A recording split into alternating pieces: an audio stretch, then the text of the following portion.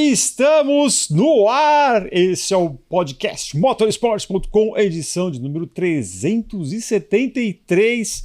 Já esfregando as mãos porque teremos novamente carros na pista nessa semana, nesta quarta-feira. A partir desta quarta-feira, iniciam-se ali as movimentações com o teste de pré-temporada da Fórmula 1 lá no Bahrein, né? Quarta, quinta e sexta. E aí depois na próxima semana, a partir da quarta-feira de cinzas, quarta, quinta, sexta, novamente, tudo isso para ficar tudo prontinho para o dia 8 de março, com o GP da Austrália. 8 de março, que é o Dia Internacional da Mulher, né, Isa? Seja bem-vindo, bem-vinda. Isso, o Dia Parabéns, da Mulher. ótima continuidade. Ótima continuidade, mas seja bem-vinda a essa edição. Muito obrigada, Eric. Oi para todo mundo que está ouvindo e vendo a gente. Ouvindo também, é isso aí. Vamos lá para mais um podcast. E o nosso convidado, você se acostumou bem a vê-lo e ouvi-lo no ano passado, e tiramos aqui ele um pouco do olho do furacão, porque esse rapaz está sendo muito acionado também nos seus afazeres pela Confederação Brasileira de Automobilismo, e eu estou me referindo a quem, Isa? A Ricardo Molina, mais uma vez aqui com a gente, dando o ar da graça. E eu sei, o homem está afiado, versão 2026, novamente sem barba. Eu sei que já está afiado aqui no papo pré-gravação, aqui já deu algumas amostras, então eu espero que vocês curtem também, quanto a gente certamente vai curtir. Obrigado mais uma vez, Molina, brinquei aqui, mas eu me sinto até culpado aqui, que eu sei que você tem muita coisa para fazer no início desse ano aqui, mas eu sei que a galera curte bastante também. Muito obrigado por ter vindo aqui. É sempre um prazer, Eric e Isa. Então, 373 e 21. O 3 divide em 2, 21. Então, sempre que dá uma combinação de 21... É sinal que vai ser legal. Sinal que vai ser legal. E quanto ao veneno, é isso mesmo, cara. A gente procura se diferenciar desse jeito. Se a gente sabe que o negócio não tá certo, a gente vai dar uma cutucada. Não, mas é legal. Vamos fazer no decorrer. Eu acho legal pra caramba. Eu acho que a gente tem que... uma coisa que a gente tenta falar aqui toda semana justamente compreender aquilo que se discorda, né? As pessoas hoje parece que é proibido discordar, é proibido, né? A ideia em si, quem discorda vai fazer você talvez internamente, você pode não admitir, mas vai te fazer pensar, repensar aquilo que você tinha como certeza. Eu acho que esse é um exercício bem legal. E já dizia Raul Seixas, eu prefiro ser essa metamorfose ambulante do que ter aquela velha opinião formada sobre tudo, né? Porque quantas vezes a gente já não mudou de ideia justamente por ter ouvido a parte que discorda, né, Isa? Eu achei poético. Bacana, né? Agora, para começar bem, né, a gente tem aí o início dos testes de pré-temporada. Agora sim, não é um shakedown, é um período de testes e tal. E a controvérsia da bendita taxa de compressão, que antigamente se imaginava que era Mercedes e Red Bull Powertrains. Aparentemente a Mercedes está sozinha nessa. Uma pergunta super fácil para começar o nosso papo aqui, Molina. Roubalheira ou genialidade da parte da Mercedes?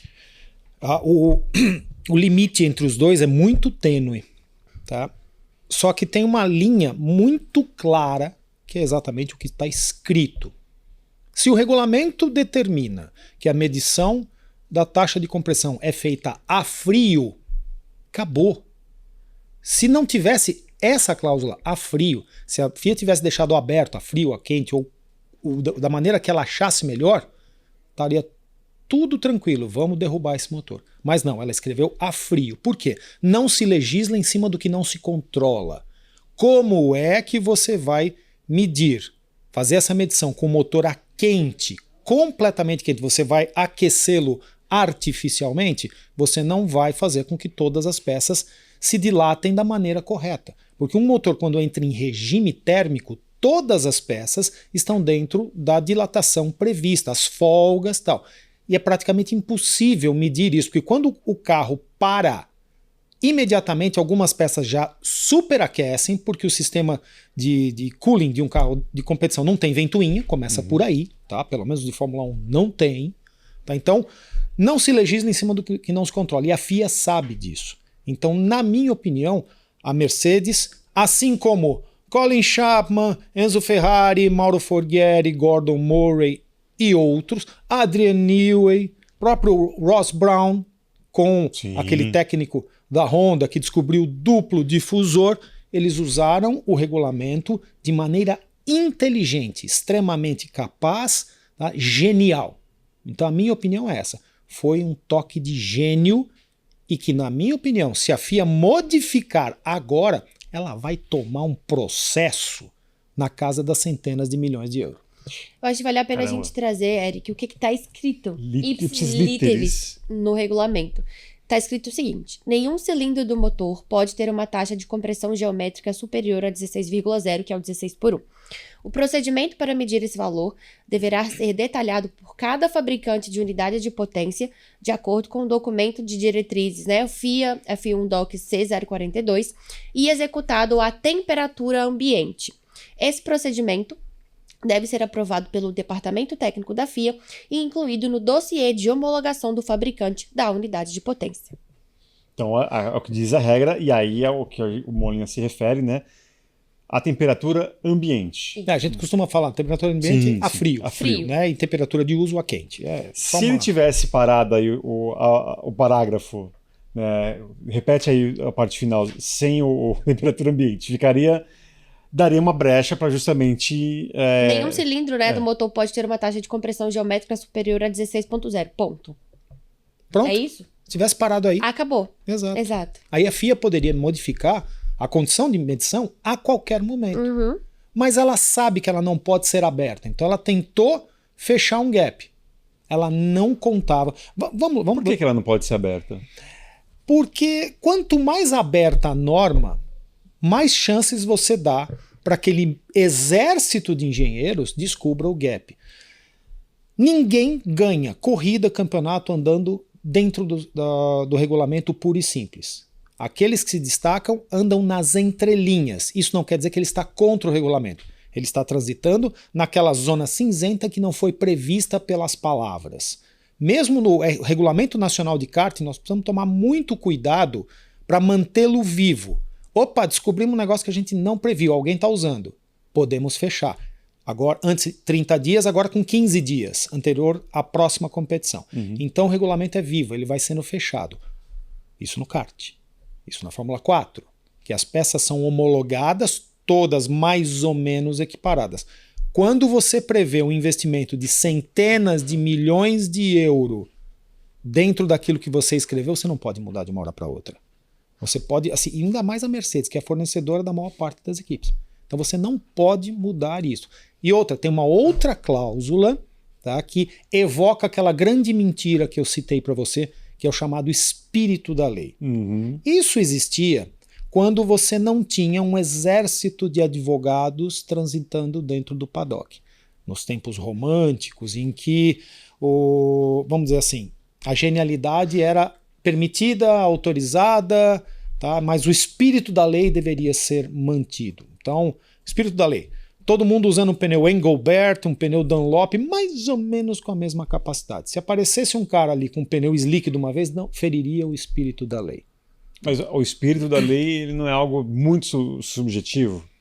E aí, por isso que você tem essa questão de ler, né, interpretar o regulamento à sua maneira. E eu perguntei, por que não pode ser tão aberto, né? Porque, na verdade, quanto mais você especifica, talvez, quanto mais você fala, mais munição você dá para justamente esse exército de engenheiros interpretar. Então, se tem que ser assim, assim, assim, eles não estão dizendo que dá para ser assado. Ou seja, a gente pode usar a versão assada. Entendeu o que eu estou dizendo? Nos tempos românticos. Nos tempos românticos você não precisava dar dica. Hoje você tem que fechar. Imagina a população média de um centro de pesquisa e desenvolvimento de uma equipe de Fórmula 1. É acima de 400 pessoas. Então todo mundo está pensando na forma, tá? Tem lá o livro de cabeceira do cara, The Unfair Advantage, do Mark Donoghue. A vantagem, vamos dizer assim, não legal, né? Unfair, né? Todo mundo tem injusta, uma tradução injusta, livre. Perfeitamente. Todo mundo tem esse livro de cabeceira. Todo mundo está procurando um pequeno gap, um centésimo de segundo, Sim. meio cavalo, hoje em dia. e tem dinheiro e tem ferramentas para poder explorar isso de maneira correta. Não é mais empírico, tá? Eu vou pegar um ventilador industrial, vou botar atrás da minha Brabham, ela vai sugar o chão e eu vou fazer um carro mais rápido que o Lotus 79.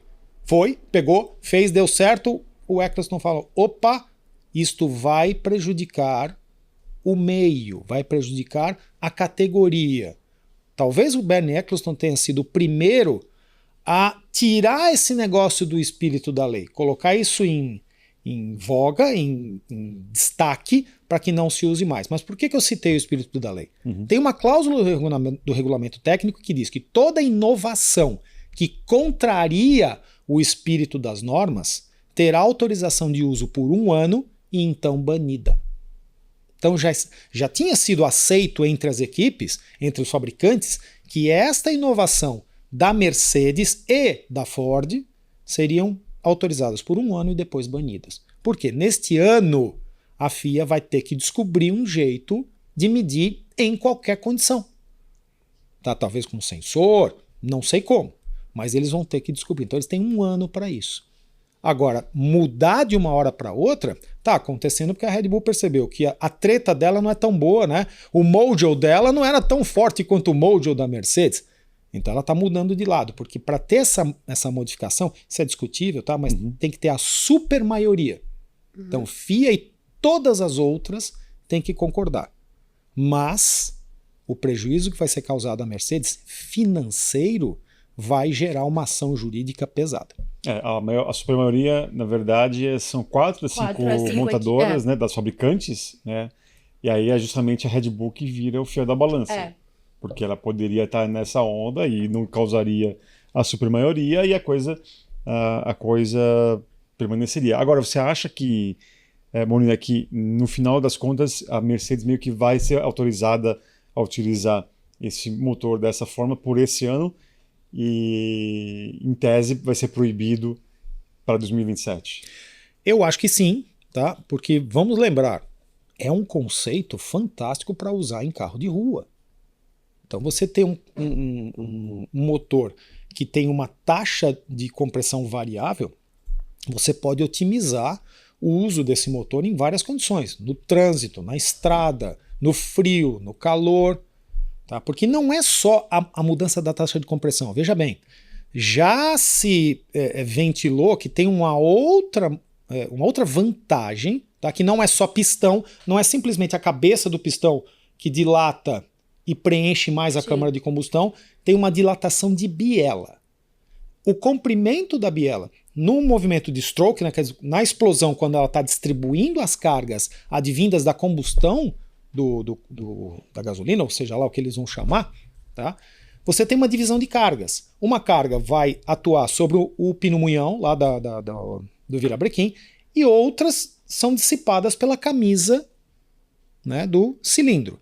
Quanto mais você jogar para baixo, menos você perde na lateral. Você, alterando o comprimento da biela, em alguns regimes, tá, de giro, de torque, você tem uma otimização, então você tem mais potência. Não é potência de pico, é potência na curva. A curva de torque fica mais plana, que a gente chama de flat.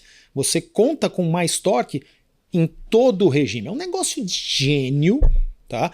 Que implica uma metalurgia avançadíssima. O Elon Musk deve estar de olho nisso aí para botar nos foguetes dele. É o que parece, eles fizeram, né, fabricaram as bielas de aço austenítico, que ele tem um potencial de dilatação, né, térmica muito maior. Aí está envolvido na questão, esse segundo toque de gênio está envolvido, o que está envolvido é a composição do metal dentro do cilindro. Ele é um aço inoxidável com baixo teor de carbono e alto teor de cromo e níquel. E aí isso traz ele um coeficiente muito elevado de dilatação térmica. Então por isso que o tamanho dele consegue ser mais volúvel do que se fosse de um aço normal. Ele dilata, contrai, sem trincar.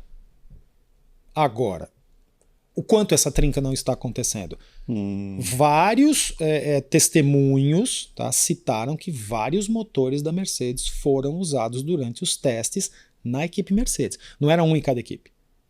Então, de repente, os caras ouviram o carro do Antonelli sair. Sabe aquele barulho de você jogar porca e parafuso dentro do liquidificador? É exatamente o que aconteceu.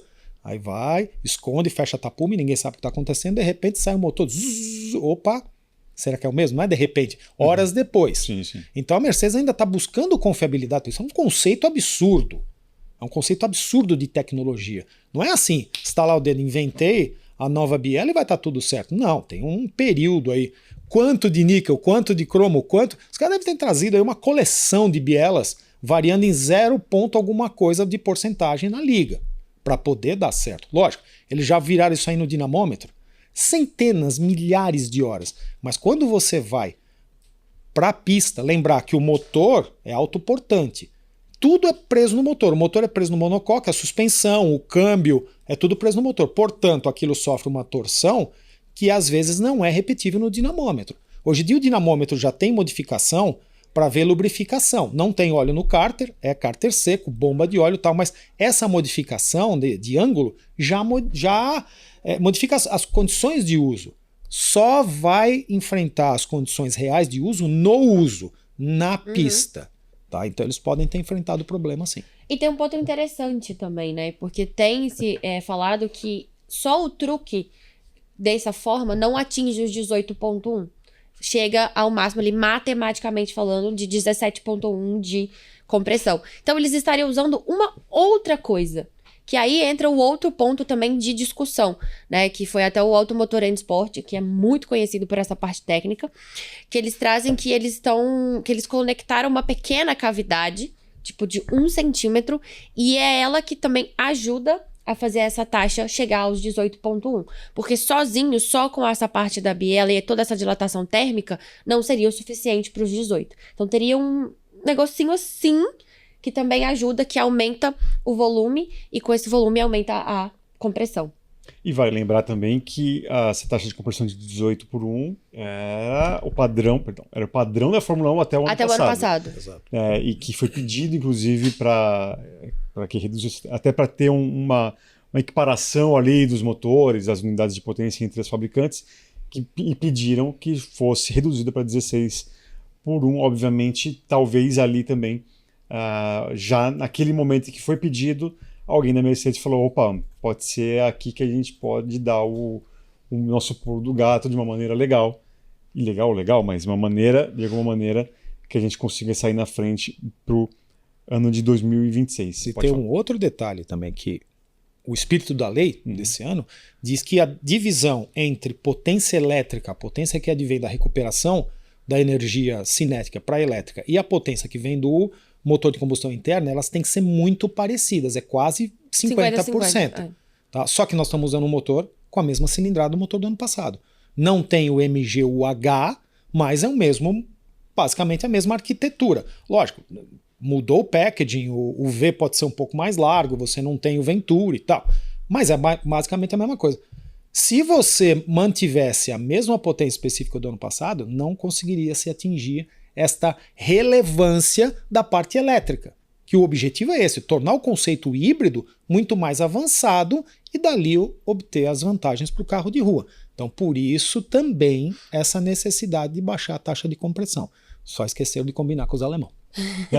E uma coisa que eu estou curioso também para ver a partir dessa semana aqui, Isa, é a questão do combustível, né? Porque sim, a gente sabe que não havia a obrigatoriedade da homologação dos novos combustíveis, né? Inclusive eles poderão utilizar o mesmo combustível que rolou em Barcelona, mas todo mundo sabe que a partir do treino livre número 1 do GP da Austrália tem que ser o combustível bonitinho, novo, né? 100% sintético, né? E aí que levou a muitas fabricantes a um desafio de fazer isso, né? E ao passo de que você foi liberado de usar um combustível não homologado durante os treinos, os testes, na verdade, né? Mostra como o pessoal, tudo bem, pode falar que está atrasado, mas também devido à alta complexidade do uso desse combustível. Talvez a gente pode ver aí, né, algumas mudanças em relação ao que nós vimos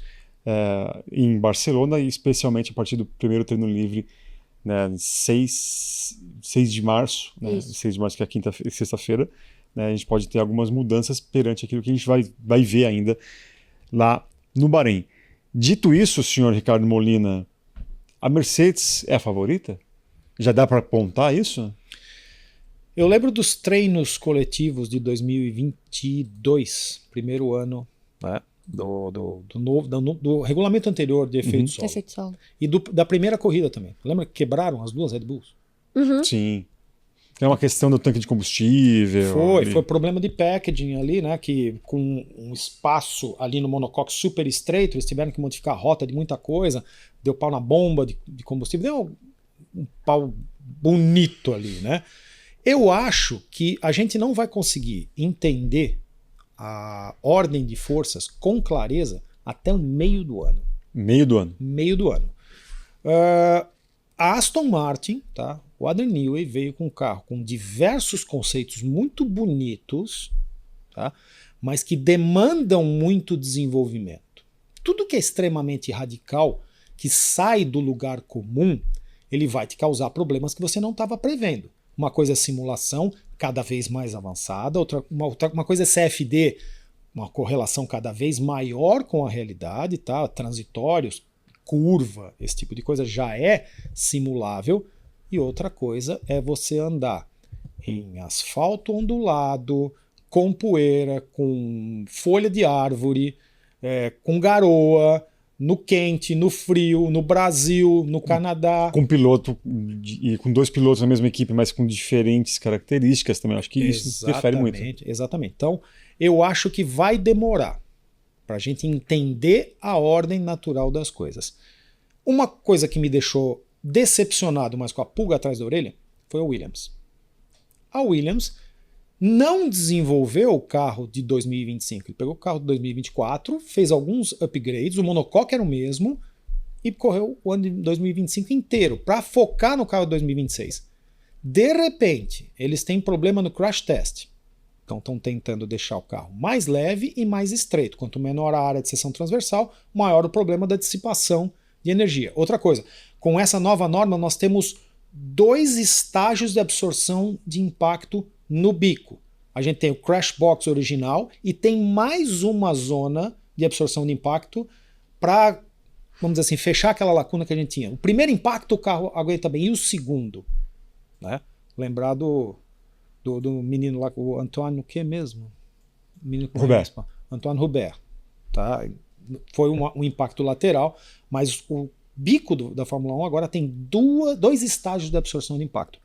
Isso é crash test. Será que eles conseguiram se adequar? Será que esse avanço no desenvolvimento não prejudicou? Lembrar que a Williams é uma equipe que está em reestruturação, mas principalmente organizacional, não só tecnológica. Agora, durante todo esse ano, eles devem ter desenvolvido conceitos muito avançados. Tá? É a única equipe que vai usar pull rod na frente. Então, né, o grupo mola amortecedor lá embaixo, né, aquela haste de acionamento, o rod que a gente fala, né, vem de cima para baixo, de fora para dentro. É a única equipe, contrariando todas as outras, que o fluxo de ar inferior passa a ser fundamental e eles estão contradizendo. Eles não são burros, eles devem ter visto alguma coisa que ninguém viu. Tá? Mas eu acho que, por exemplo, eles vão chegar, vão apanhar um pouco e vão avançar rapidamente. Não confio, por exemplo, em Audi andando na frente, porque eles estão entrando com tudo novo, vamos dizer assim, eles estão no sentido oposto da Cadillac. Cadillac nunca fez carro, né? Tá fazendo carro do zero e está usando um motor de linha, aspas. A Audi já tinha feito carro, porque o pessoal da Sauber está todo lá, e está fazendo um motor do zero. Eu acho que é muito mais complicada a situação da Audi do que da Cadillac. As outras equipes, Ferraris, cabeçote de aço. Caramba, muda completamente a distribuição de forças, dilatação, calor. Todo mundo está inovando. Portanto, o fato da Mercedes ter chegado com um pacote que andou sem problemas, não necessariamente, quando ninguém tiver problema, vai andar na frente. Os sistemas, né, de suspensão, a McLaren, Mercedes, Red Bull, Ferrari, Racing Bulls, Aston Martin, Haas e Audi foram no push rod. Williams, Alpine e Cadillac foram no pull rod. Tem outras também que foram... Alpine e Cadillac também. Alpine e Cadillac também. E é muito interessante, né? Porque o push rod, de certa forma, ele é mais conservador, vamos falar assim. E me surpreende a Williams, que teve tantos problemas, optar por um sistema de suspensão que é um pouco mais complicado até para você fazer as alterações que precisam serem feitas ao longo da temporada. Porque um dos pontos, né, de diferença entre as duas suspensõões é exatamente isso. O push rod você consegue fazer as alterações mais fácil. O pull rod não. E a Williams, pelo que a gente conseguiu apurar também, a verdade é que eles pararam não mexeram no carro de 25, pararam muito cedo, mas de fato eles só começaram a montar o carro deles em novembro. Então houve um atraso na hora de montar o carro de verdade. E eles passaram. O carro é pesado, porque eles passaram no teste no crash test do chassi, mas porque eles fizeram um chassi bem robusto. E aí esse era o problema, que o bico não conseguia, né, ali a ponta não conseguia ter os milímetros necessários para esse crash test. Quer dizer, engrossar as paredes. Exato. Para poder atender. Exatamente. O que a gente sabe é que realmente a parte do chassi era um tanque. Então eles fizeram um carro bem pesado para passar no crash test e não reprovar e não atrasar tanto assim. Então é realmente interessante ver como a Williams vai conseguir dar a volta por cima, né, em relação a todos esses problemas. Eu tô, na verdade, muito curiosa pra saber. Mas, enfim, vamos ver, né? E já aproveitando pra falar, por quê? A gente tava falando sobre o motor elétrico, e a gente tem uma coisa muito interessante, que foi o próprio Tom Bases que trouxe, né, que o fato deles terem diminuído o peso mínimo do carro tem muito a ver também com a porcentagem elétrica do motor. Porque eles querem mostrar para os carros de rua que é possível ter um carro com motor elétrico que não seja tão pesado. Que é possível ser mais leve mesmo com o motor elétrico, mesmo com a bateria elétrica, vamos colocar assim.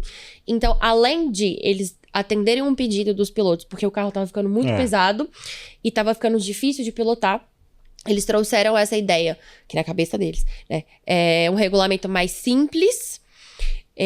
Então, com esse motor elétrico e com os motores, né, com a unidade de potência sendo mais leve, dava para diminuir esse peso mínimo e que isso é replicável para os carros de rua, que dá para fazer carros leves com motores elétricos. E é interessante que me dá a impressão também um pouco desse querer de diminuir peso e medidas, que quando esse carro que estava até o ano passado, ele vai para a pista e muita gente começa a reclamar, né, novamente sobre essa questão do peso e das dimensões do carro, me parece que também, quando eles soltam esse regulamento, a princípio ele não estava tão contemplado assim essa redução.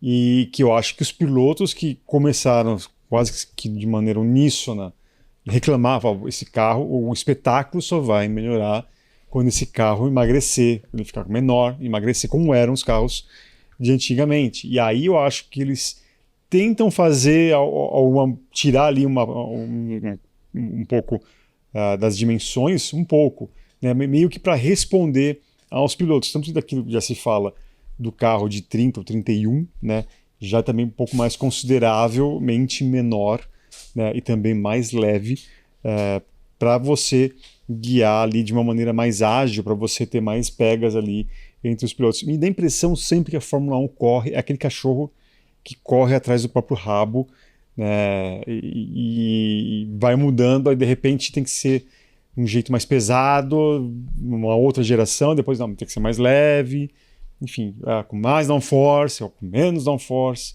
né, sempre tem isso. E agora, de fato, vamos, né, esperar um pouquinho, não vamos sofrer tanto por antecedência. Ou antecipação. E vamos ver o que vai ser, o que vai produzir de show, né? Esse rat race que você está falando, né? Que o pessoal correndo atrás do próprio rabo. É muito devido também à segurança. Também. Vamos lembrar que o pessoal costuma comparar. Não, o carro atual, eu já chamei o Fórmula 1 atual de Fórmula Truck faz tempo. Tá? Porque tem o mesmo comprimento. Pior que é. Então, e aí comparam com os carros da década de 60, 70, 80, principalmente, né? Que eram carros que pareciam um kart perto do Fórmula 1 atual. Sim. Agora, vamos lembrar, mesmo levando em consideração o MP41, né, o McLaren MP41, primeiro chassi de fibra de carbono, o piloto sentava tão à frente, com os pés além da linha imaginária do eixo dianteiro. Batia, meu amor, esquece. O cara nunca mais ia andar direito, não podia mais jogar tênis, esquece, moía. Tá? Aí resolveram colocar o piloto para trás. De que jeito? Não é colocar o piloto para trás, é botar o eixo dianteiro para frente. O carro ficou comprido. Aí fibra de carbono. E vai colocando mais exigência, impacto lateral, estrutura de absorção. Santo Antônio, que não é mais uma barra, rollover bar, não é mais uma barra, é uma estrutura integrada. Então toda essa evolução vai adicionando peso. Chega uma hora que precisa estudar uma outra forma de fazer a mesma coisa de maneira mais leve, com a mesma resistência. Então vai ser uma busca constante. Toda a parte do Halo inseriu peso, Sim. mas trouxe um benefício imensurável. Mas é um efeito colateral. O excesso de peso dos carros é um efeito colateral. Hoje você produz toda essa potência durante 2 horas com quantos quilos de combustível? 100. Já se usou quase 200 quilos de combustível. Então essa eficiência, mais segurança, mais eficiência, é sempre trazendo um efeito colateral. E o peso, principalmente, nós precisamos lembrar que o corpo humano muda um pouquinho, tá? Evolui, mas não tanto quanto os materiais sintéticos. Você bater com um carro com o peso anterior, vamos lembrar, você está amarrado, mas o carro bate e o seu corpo se movimenta ainda por uma fração de segundo. Então, quanto maior a massa, mv² sobre 2, a energia de impacto é maior. Então, tem que se diminuir a massa para que o efeito no piloto, a desaceleração, principalmente dos órgãos internos, seja menor. O cara bate e sai, beleza, daqui a 2 horas começa a ter tontura, começa a vomitar, concussão, por quê? Porque o cérebro está ali, ele está se movendo dentro da caixa craniana. Então tem que baixar essa energia. Não, e eles realmente falaram que o quesito segurança também é muito importante nesse caso em relação ao peso. Eles mexem em outras coisas para não ter que mexer no peso dos aparatos de segurança, porque eles sabem que é algo que é imprescindível, não pode mexer nisso. Então eles tiram de qualquer outro lugar esse volume, menos dos aparatos de segurança. Não, e é o que faz, é o correto, né? Exato. Muita gente gritou aí contra o Halo quando chegou a Fórmula 1, porque é feio, não sei o quê. Eu também. Você? Eu também. Sandália havaiana. Sandália havaiana, mas assim, A gente falou isso na live, né? live dessa segunda-feira. Que é o patrocínio mais genial da Fórmula 1 nos últimos anos, foi justamente a Havaianas, quando o Racing Point colocou ali as hastes ali de uma Havaiana. Mas é aquela coisa, na primeira salvada de vida, você falou, pronto. Justificável. Nossa, você faz reverência para quem inventou. Entendeu? Você lembra daquela expressão Career Ending Injuries? Né? Ferimentos que terminam com a carreira. Há quanto tempo você não escuta uma expressão como essa nas categorias FIA? Faz muito tempo. Mas isso não quer dizer que não tenha passado perto. Opa. Vários exemplos. O Hamilton e Verstappen 21 em Monza, que um sobra em cima da cabeça do outro, se não é o Halo. Acelerando. Decolado a cabeça do Hamilton. O acidente do Grosjean. Joe também, que ele sai deslizando de cabeça para baixo. Bem lembrado. Sim. Então... O próprio Grosjean, que ali, eu Exato. acho que em um dado momento ele mesmo achou que tinha acabado ali. tinha acabado ali.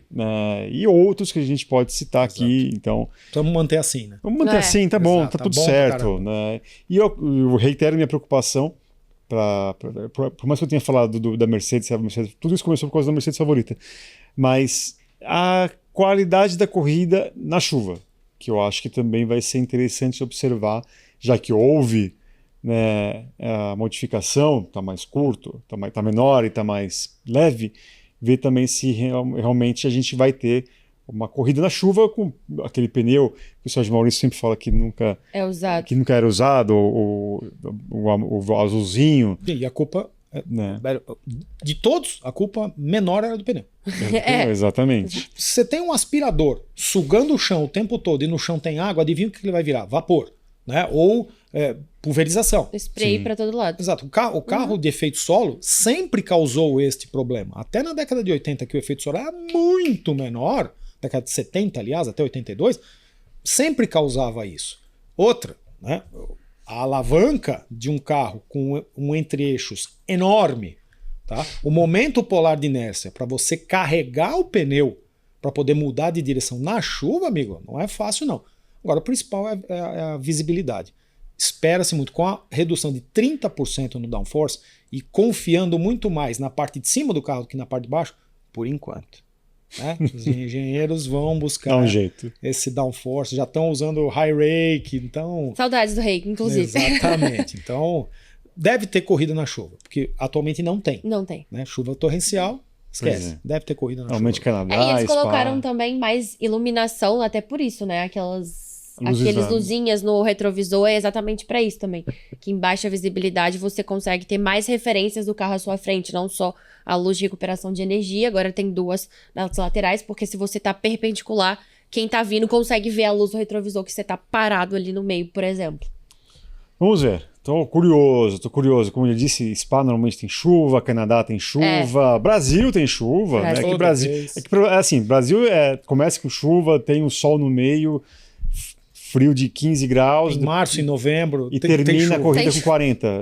Basicamente. Let the isso. Skyfall.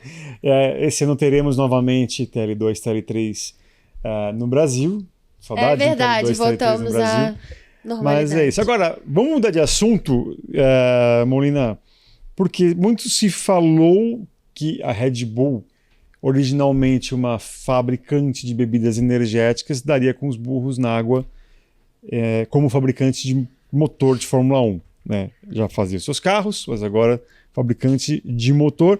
E ela tem ainda, ou ainda, talvez esteja sendo sacana aqui, mas tem ainda o melhor piloto do grid, considerado o melhor talento, não maior, o melhor talento atual da Fórmula 1. No seu íntimo ali, o que você imagina que pode acontecer com o Max Verstappen e a Red Bull em 2026?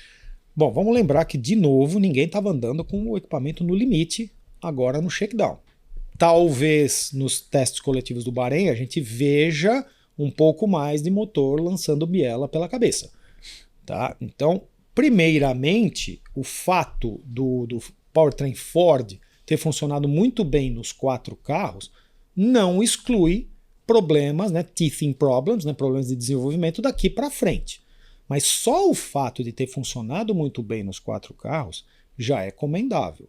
Eles tiveram acesso à tecnologia Honda, eles não começaram do zero. A Ford, apesar de não estar na Fórmula 1, ela está em outras categorias e desenvolve tecnologia de powertrain muito avançada, mas o fato deles terem conseguido fazer um motor de Fórmula 1 razoavelmente bom de cara, na minha opinião, suplantou até o que a Audi fez.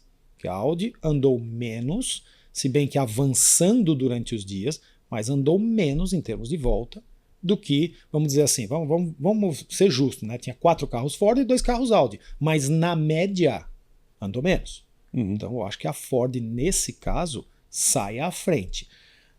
A tecnologia é Ford, apesar do dinheiro ser Red Bull, e a Red Bull, ela deixou... Quando o Mateschitz faleceu, esperava-se que a Red Bull voltasse um pouco mais a ser uma fabricante de bebidas que patrocina esportes radicais. Ela não se livrou das empresas do grupo que geram tecnologia automotiva. Muito pelo contrário, estão investindo. Eu acho que a Red Bull tende a crescer, tá? E no caso do Max Verstappen, eles têm uma chance de reter. Se o carro andar bem, se o motor for confiável, se ele tiver chance de disputar um título, não é nem o caso de ganhar, se tiver chance de disputar título, não acho que ele mude de casa e vai se aproximando cada vez mais daquele limiar dele, que é muito menor do que os outros pilotos, de eu não vou ficar aqui para sempre.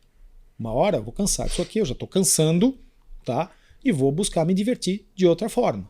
Então, a Red Bull tem um grande passo para manter o Verstappen dentro de casa até o final da carreira dele.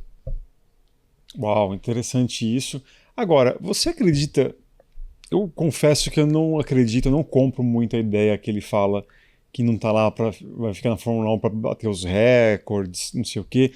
Eu acho que se realmente, como você disse, se a equipe der a ele a chance de brigar por títulos, tiver conseguindo eles, né? Não estou falando de 2026, mas de 27 em diante, será que uma mosquinha vai picar, vai falar, não, você pode ser o único cara com 8 títulos mundiais, com um número maior de vitórias, até porque temos um campeonato aí de 24 corridas por ano, mais as sprints, blá blá blá.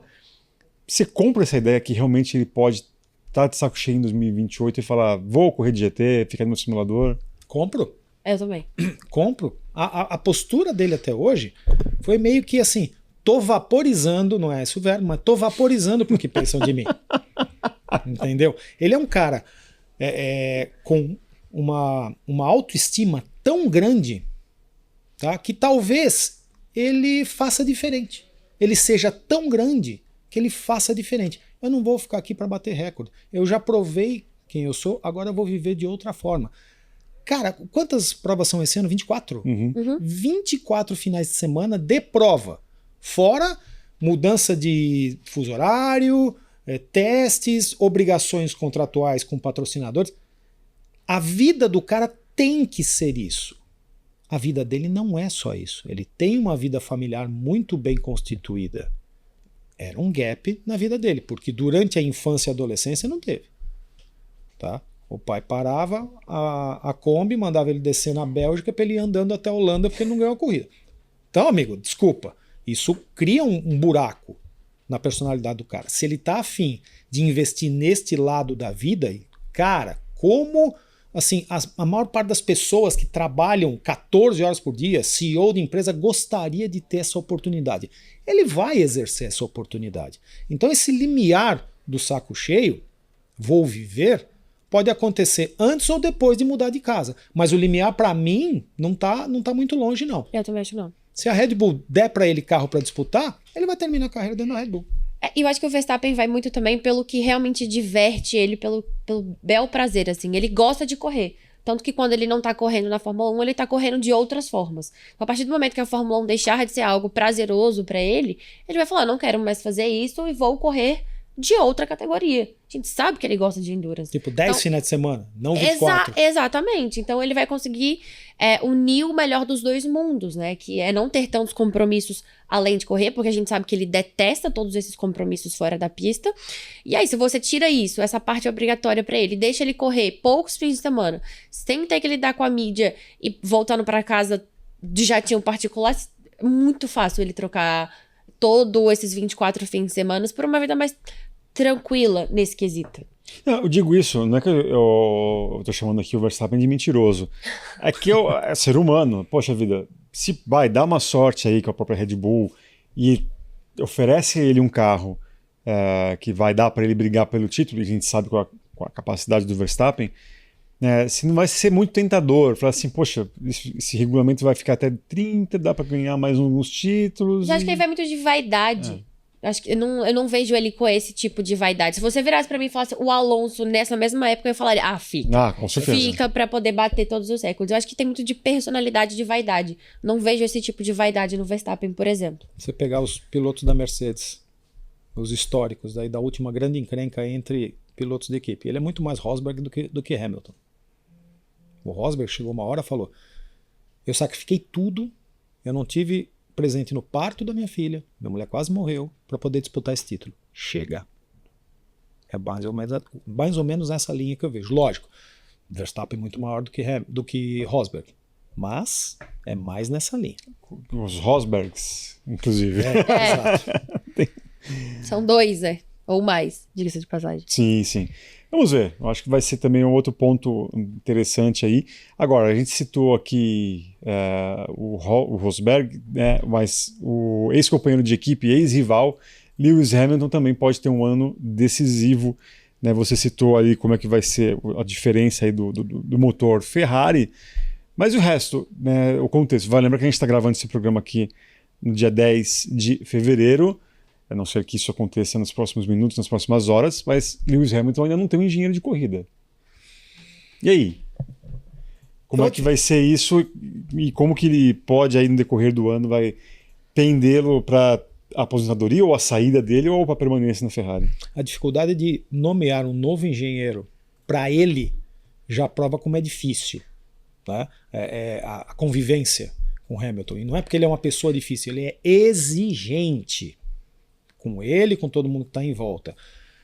Parece que a atitude dele em relação à cultura Ferrari tem mudado. Ele tem publicado vídeos tentando falar italiano, fazendo brincadeira ali da janela do escritório do Enzo e tal, e principalmente ele tem dedicado mais horas ao simulador.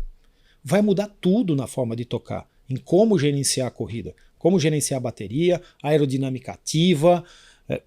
Se você não chegar absolutamente ambientado na primeira prova, vai tomar pau de novo do Leclerc, porque ele está. Infelizmente, com o passar do tempo, a gente vai ficando mais resistente a novas ideias. Esquece, cara, isso é de todo mundo. Ele está com 40 plus. É difícil você pensar como garoto. Você parar de sair com a Kim Kardashian para poder ficar no simulador. Amigo, chega uma hora, cara. E pior, né? Parece que a Lindsey Vonn também, né? Apareceu nessa... Tem um rumor aí Meu de que Deus. ele teve um relacionamento amoroso com a Lindsey Vonn, ou ainda tem e tal, não sei o que, aliás. Nosso time aqui tá perdendo pro Molina aqui nas Exato. atualizações. Que negócio é esse? Aliás, como eu torço por aquela mulher se recuperar, cara. O acidente dela foi horroroso, bastante doida de querer participar com ruptura de ligamento, tá? Mas eu entendo essa... Cara, ela tem tudo a ver com Hamilton. Os dois 40 plus e tentando quebrar os limites, tal, um negócio bacana. Só apresentando pra galera que não acompanha, Lindsey Vonn é a atleta esquiadora norte-americana que se acidentou nessas Olimpíadas de fratura de inverno. Pois é. E que já foi bem baleada para a competição e tanto que disse que não se arrepende do que ela fez. Exato. E se deixar, ela tenta de novo. Com fratura e tudo. Nem dúvida. Mas assim, o Hamilton parece que caiu a ficha, tá? Lembrar que ele saiu da Mercedes sem falar alemão. E isso, quando você entra na Ferrari, é outro patamar. de problema. Outro patamar. Tá? E ele está tentando se integrar à cultura italiana. Tá? Então, eu espero um ano melhor. Se vai ser suficiente ou não faço a mínima ideia. Precisa saber o quão melhor, né? E também o duelo interno dentro da Ferrari. Mas muito me estranha ainda, né? A gente está começando aí um período de testes, né, de pré-temporada.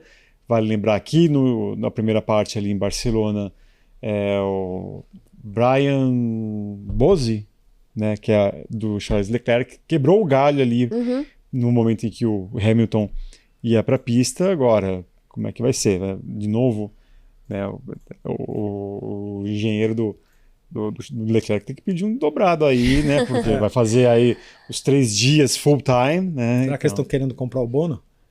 Bora. Trazer o Peter Bonington?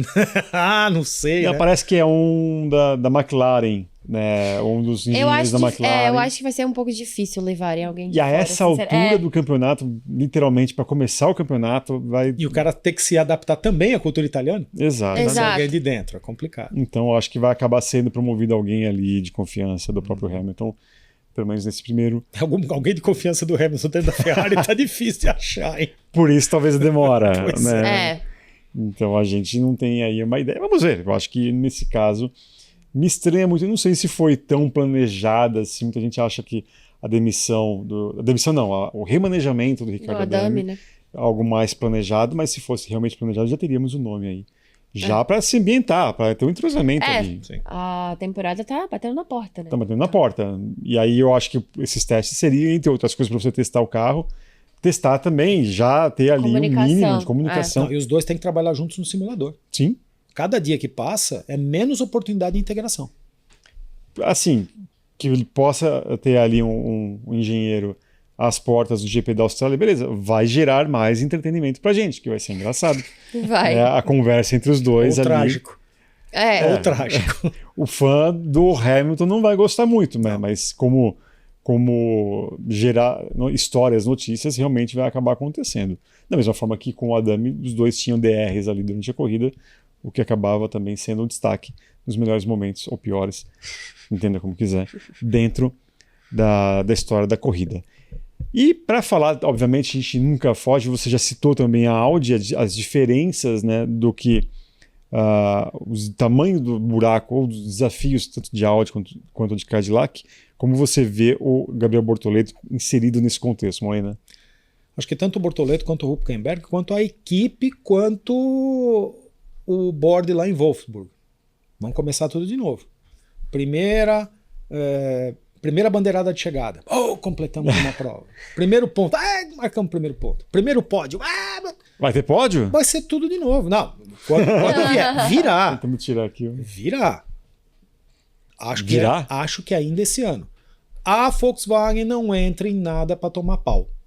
No WEC, no Mundial de Rally, agora na Fórmula 1, seja com Audi, com Porsche, com Seat, com qualquer marca, com Ducati, que é da Audi, que faz parte do grupo Volkswagen, eles não entram para tomar pau eternamente. Eles aceitam, mas curto espaço de tempo.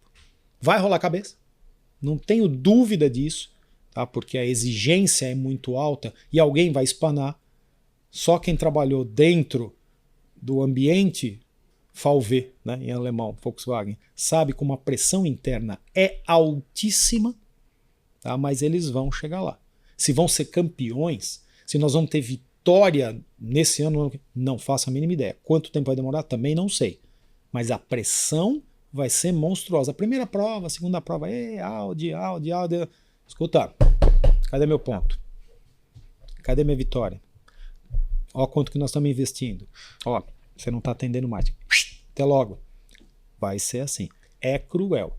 Trabalhar dentro desse ambiente é cruel, não é para poucos. Sabe o que me dá a impressão? É tipo quando o time vira SAF, que deixa de ser aquela coisa bonitinha de uma sociedade esportiva. Por exemplo, a Sauber, toda a história do Peter Sauber, sempre esteve na Fórmula 1, agora é uma empresa. O último grande garagista da Sauber. Esquece a tradição, né? Esquece. A gente quer resultado. Se não tiver resultado, a gente vai ter que mexer os pauzinhos de uma forma que esse resultado aconteça. Aí vai demitir gente, vai remanejar gente, vai fazer o que seja preciso. Então, pra mim, é mais ou menos essa lógica, assim. A partir de agora, é como se a cobrança fosse um pouco maior pelos resultados. Não é só não é só pela paixão, igual era antes, porque a gente tinha lá toda a história da Sauber e coisas do tipo. É uma empresa que tá pondo dinheiro e ela quer lucro, né? Ela quer imagem de vencedor. Exato, exatamente. Para justificar a entrada dela ali.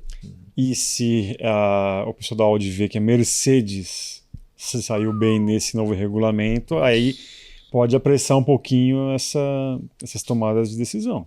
Dentro do grupo VW, você vê um respeito muito grande da Porsche em relação à Mercedes, mas nunca houve muito esse respeito da Audi em relação à Mercedes. A Mercedes fez aniversário faz pouco tempo e a Porsche publicou uma série de posts nas redes sociais muito bacanas, né? Porque eles racham a mesma cidade, já racharam projetos, né?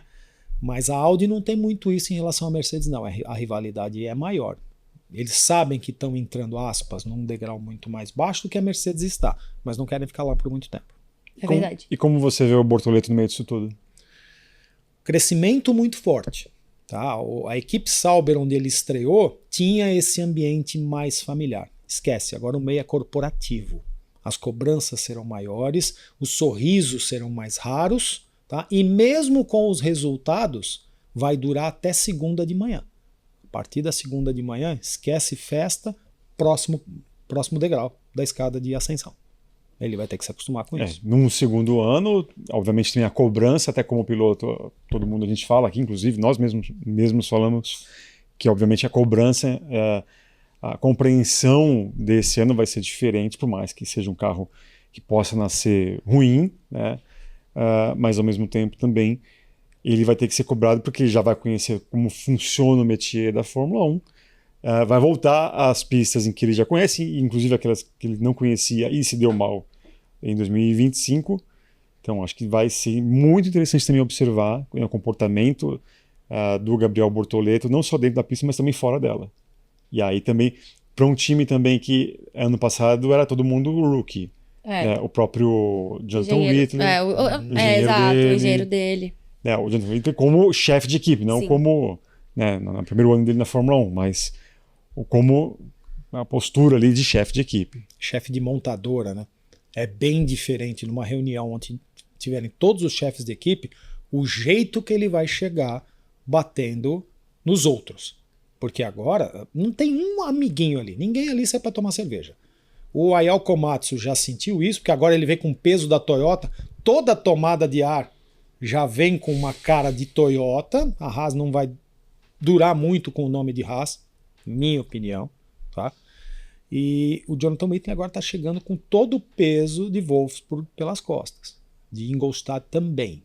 Então, cara, é assim, todo mundo vai ser cobrado muito mais para dar porrada, para conquistar seu espaço, nem que seja empurrando a porta com o ombro. Então, vai ser diferente, a tensão vai ser maior. Acho que é até interessante a semiótica em torno disso, né? Porque a gente tinha uma Sauber onde era um verde, uma coisa muito alegre, muito pra cima, e agora você vem com uma Audi com as cores mais... o vermelho mais escuro, o preto. Você vê que a equipe, ela traz esse... até nos uniformes, no macacão. Sobriedade, né? Tudo traz um ar de sobriedade, de imposição. É muito diferente quando você olha as imagens, você vê a foto da equipe Sauber agora pra Audi. É gritante essa diferença semiótica do que eles querem passar. Porque eles querem impor respeito. Então, eles já vêm, o respeito já vem da forma como eles se vestem, da forma como eles se posicionam esteticamente. Muito mais sisudos. Né? Muito mais. Mas é isso. Agora, Molina, no geral, o que você imagina que a gente vai ter nessa temporada 2026, a partir do dia 8 de março, como eu disse no início do programa? No geralzão ali, o que você imagina? É a parte técnica que vai realmente dar que vai motivar os nossos programas, a discussão, o debate entre os fãs? O que você imagina no geral? A parte técnica vai ocupar 60%. Tá? Só que tem também a nova habilidade do piloto.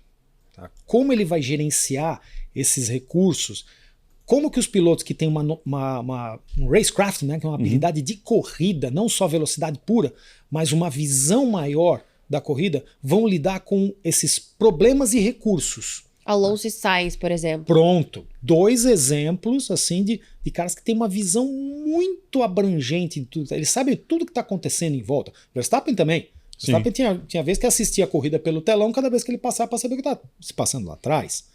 Então, os mais novos, apesar de serem as esponjinhas, né, que conseguem aprender rapidamente, tem muita coisa para aprender e tem pouca experiência para fazer os paralelos, as comparações.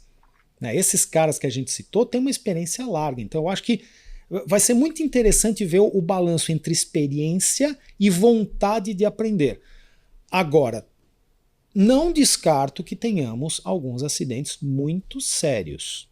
Os carros vão ficar muito rápidos de reta, sem tanta aderência, tá? Pneus mais estreitos, 30% pelo menos de cara, 30% a menos de aderência, e a aerodinâmica ativa. Estabilidade baixa.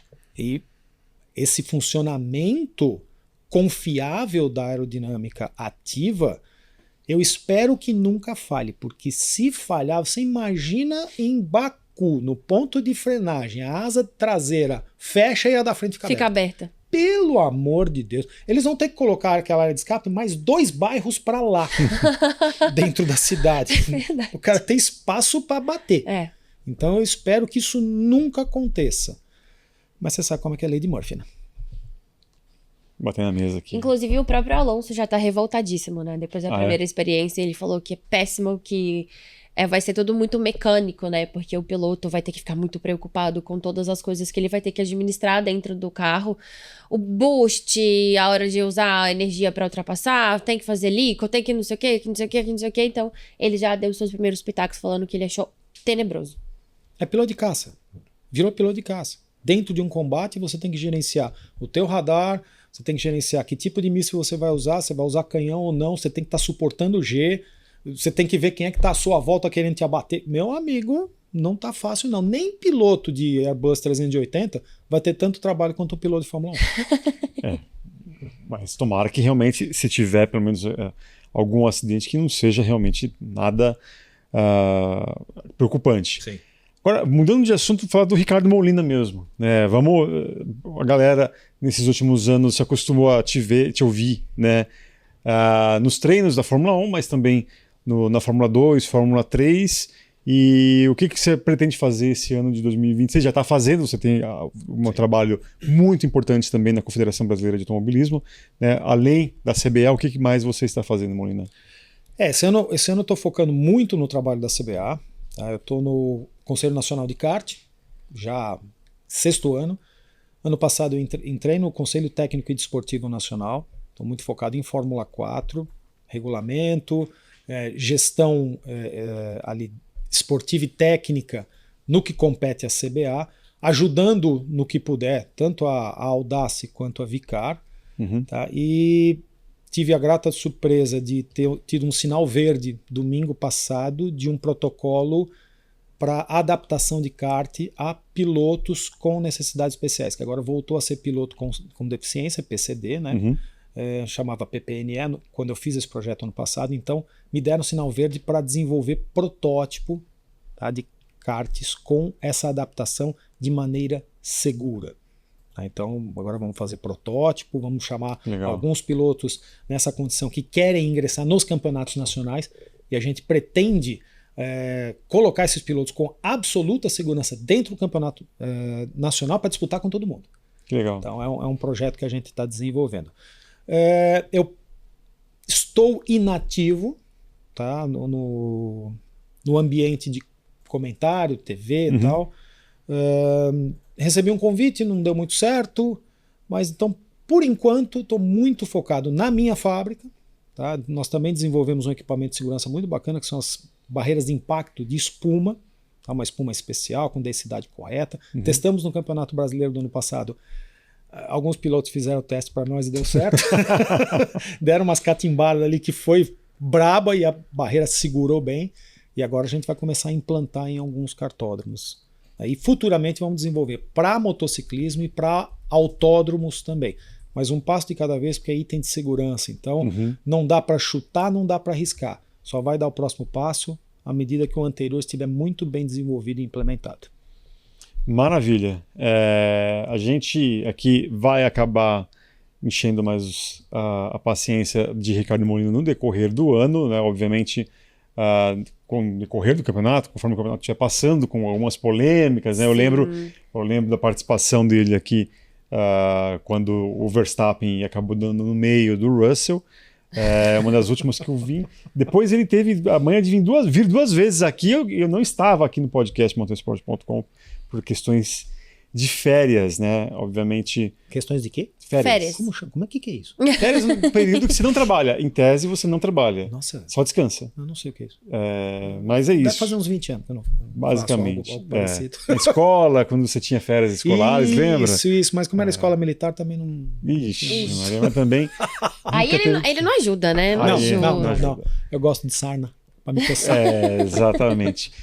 Molina, mais uma vez, obrigado pela sua participação aqui. Foi um baita programa aqui, eu acho que muito instrutivo, né? Para quem está em dúvidas, eu acho que foi uma aula. Teve uma hora aqui que realmente estava me sentindo numa aula de engenharia também. Muito obrigado mais uma vez. Eu que sempre agradeço a oportunidade, foi um prazer. Primeira vez que eu faço com você. É verdade. Né? Mas virei outras vezes, só convidar. Com certeza. Isa, mais uma vez, muito obrigado. E a você que nos acompanhou aqui nessa edição super especial. Não perca a cobertura completa do motorsport.com nessa pré-temporada da Fórmula 1, assim que as atividades de pista terminarem. Você liga aqui no nosso canal para saber tudo o que rolou nesses testes. Obviamente, se inscreva no canal também para você ativar as notificações, e aí você não perde absolutamente nada. E obviamente no motorsport.com, no site, você tem todas as informações, e também nas nossas redes sociais. E vou vender meu peixe aqui também. Você que curte velocidade em outras categorias, FIS TV, né? A FIS TV na plataforma FIS TV, PHIZ TV, você acompanha as transmissões da NASCAR, da categoria dos Estados Unidos. A principal categoria das Américas é semana de Daytona 500, então fique ligado, eu estarei ao lado de Sérgio Lago, a voz da NASCAR no Brasil. Acho que você já trabalhou com ele já, Sérgio Lago lá no Band Esportes. Legal? Um grande abraço a todos, até a próxima. Tchau, tchau.